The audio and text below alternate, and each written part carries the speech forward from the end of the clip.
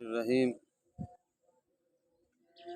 آج میں آپ کو مسواک کے بارے میں کچھ معلومات دینا چاہتا ہوں کہ مسواک کرنے کے کتنا فائدے ہیں، مسواک کرنے سے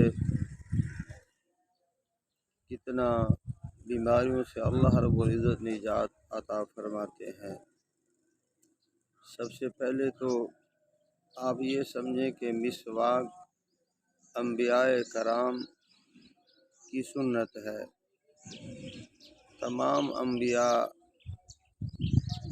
کرام مسواک فرمایا کرتے تھے اور مسواک تمام انبیاء کی سنت ہے۔ اور آپ ایک بات ذہن نشین کر لیں،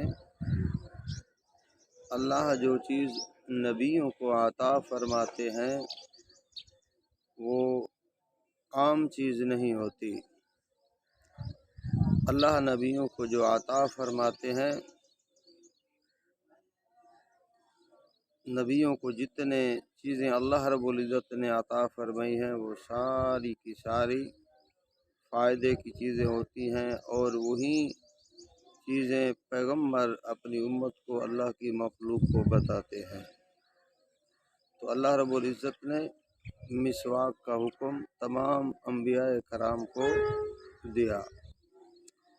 اسی طریقے سے مسواک ہمارے پیارے پیغمبر محمد رسول اللہ صلی اللہ علیہ وآلہ وسلم کی محبوب سنت ہے۔ میرے نبی صلی اللہ علیہ وآلہ وسلم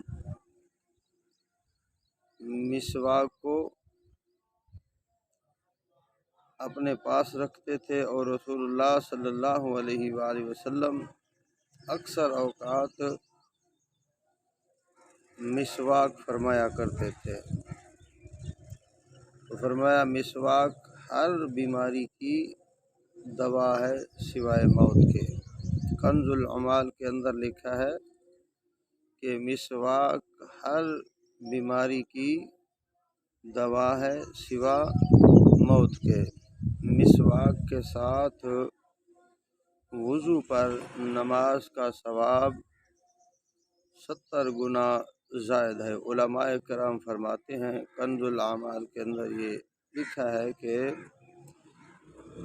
جس وضو کے ساتھ، جو وضو مسواک کے ساتھ کیا جائے اور پھر نماز ادا کی جائے، نماز پڑھی جائے، تو اللہ رب العزت اس نماز کا 70 گنا ثواب بڑھا دیتے ہیں۔